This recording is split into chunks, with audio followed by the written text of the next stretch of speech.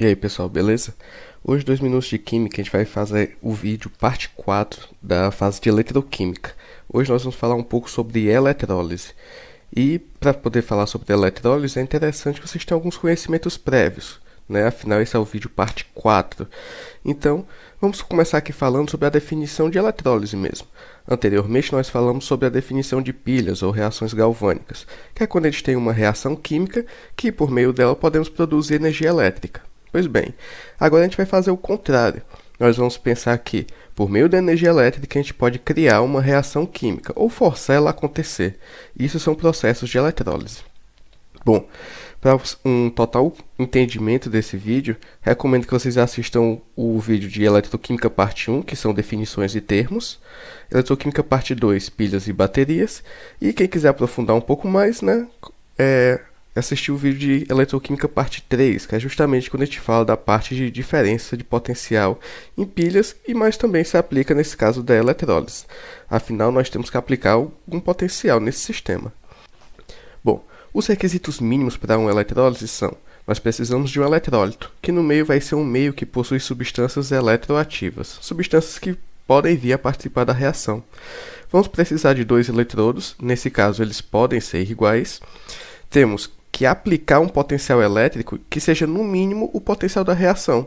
Lá no vídeo de DDP, nós vimos que quando nós produzimos uma pilha, montamos uma pilha, ela vai gerar um potencial elétrico. Nesse caso, nós temos que aplicar um potencial elétrico que seja no mínimo igual ao da reação. E nesse caso é de extrema importância que estejamos aplicando uma corrente contínua. Afinal, uma das partes de suma importância na eletrólise é a polarização dos eletrodos. Basicamente, isso ocorre porque quando a gente aplica um potencial elétrico numa célula eletroquímica, nós forçamos que um eletrodo fique positivo e outro negativo. Claro, novamente, né, quando temos a corrente contínua. No polo positivo, ele é deficiente de elétrons, então ele acaba recebendo os elétrons das espécies que querem se oxidar, e assim ele vai formar espécies neutras. No polo negativo, que é rico em elétrons, ele vai doar esse excesso de elétrons para as espécies que querem se reduzir, formando assim também espécies neutras. Para poder dividir melhor o nosso estudo sobre eletrólise, é interessante dizer os tipos de eletrólise que nós temos e estudar os casos individuais. Então vamos começar pela eletrólise ígnea, que quimicamente ela é mais simplificada. Só que nesse caso, o eletrólito que nós temos são sais fundidos, ou seja, você vai pegar um sal, vai aquecer ele até se tornar um líquido, e aí você vai fazer a eletrólise nesse meio. Você pode notar que experimentalmente é um caso um pouco complicado, né? Porque olha só, nesse caso que eu coloquei aqui, que seria a eletrólise do cloreto de sódio, o ponto de fusão do cloreto de sódio é de 801 graus Celsius. Então você teria que manter o seu sistema totalmente, né, do começo ao fim, aquecido a temperaturas superiores a 801 graus Celsius. Isso é um pré-requisito para poder manter o sistema ígneo funcionando. Pois bem, nesse caso, ao aplicar uma corrente, nota-se que no polo negativo haverá uma maior concentração dos íons de sódio mais. Afinal, o meu eletrodo é carregado negativamente e os meus íons positivamente. Dessa forma, como foi dito antes, esse eletrodo negativo vai querer doar esse excesso de elétrons que ele possui, e ele vai ter que doar para o meio, no caso, esse sódio positivo. Dessa forma, a reação que nós vamos encontrar aí vai ser que esse sódio positivo que está líquido vai receber elétrons do eletrodo e vai produzir sódio metálico, sódio sólido ou sódio zero, como preferir. No polo positivo, que no caso é a nossa reação anódica, podemos observar que 2 cloros menos 2 íons cloreto podem perder esses elétrons e formar uma molécula de Cl2 gasoso. Então, dessa forma, a gente vai observar a evolução de cloro gasoso nesse eletrodo. As vantagens da eletrólise ígnea é porque nós temos uma obtenção certa dos produtos. O sal que você colocar lá dentro, você vai já observar o que é que vai estar saindo dele. Isso com um elevado grau de pureza e com excelente eficiência da corrente aplicada. A desvantagem é que, experimentalmente, esse sal deve permanecer aquecido até o ponto de fusão durante todo o seu processo, o que requer um gasto muito alto de energia e também o uso de equipamentos muitas vezes caros. O outro tipo de eletrólise que nós vamos ter é a eletrólise úmida. Nesse caso, ela é experimentalmente bem mais simples, né? Afinal, o eletrólito é uma solução aquosa dos sais. Então, nesse caso aqui, nós temos já a presença de água e na eletrólise do cloreto de sódio seria você colocar o cloreto de sódio, o sal de cozinha, em água. Ele vai se dissociar e vai produzir íons Na+, e Cl-.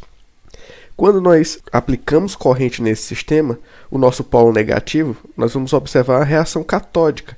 Nesse caso, o sódio positivo poderá receber um elétron e formar o sódio zero, ou sódio metálico. Mas temos que observar também que no meio, esse sódio metálico ele vai estar na presença de água. E como sabemos, o sódio ele é um metal alcalino. Dessa forma, nós vamos observar que ele vai reagir com a água, fazendo a liberação de H2 gasoso e fazendo a formação de hidróxido de sódio. Outra reação que é possível nessa competição que acontece no nosso polo negativo é que nós vamos ter a altionização da água, e nessa altionização serão formados íons H+. Dois íons H+, podem receber elétrons formando H2 gasoso, ou seja, hidrogênio gasoso.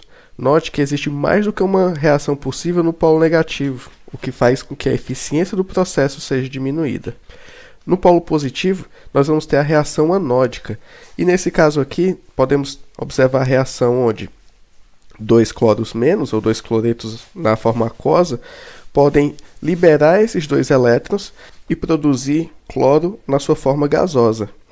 Outra reação que é possível, afinal temos uma competição e temos água no meio também, é a reação anódica da eletrólise da água, onde 4 íons de hidroxila podem reagir formando duas moléculas de água e liberando uma molécula de O2 gasoso, e isso liberando 4 elétrons. Bom, como vantagem da eletrólise úmida, nós temos que ela é experimentalmente muito mais simples, afinal, basta dissociar os sais em água. E como desvantagem, nós temos a existência de reações paralelas, criando produtos secundários, uma menor eficiência da corrente aplicada e a formação de vários produtos misturados.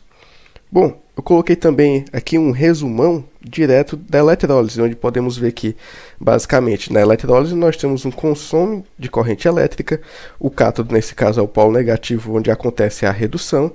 Nós vamos ter que ela é não espontânea, o ânodo é nosso polo positivo, onde acontece a oxidação, e vamos ter a decomposição de uma substância por passagem de corrente elétrica. No caso da eletrólise ígnea, nós vamos ter o eletrólito fundido. Num aspecto quantitativo, que vamos entrar mais à frente, vamos ter que a carga aplicada, no caso, vai ser igual a corrente vezes o tempo. E na eletrólise aquosa, temos que o eletrólito é uma solução aquosa. E nós temos uma ordem de descarga. Bom, pessoal, então é isso. Qualquer dúvida ou pergunta, podem deixar aí nos comentários. E até o próximo vídeo.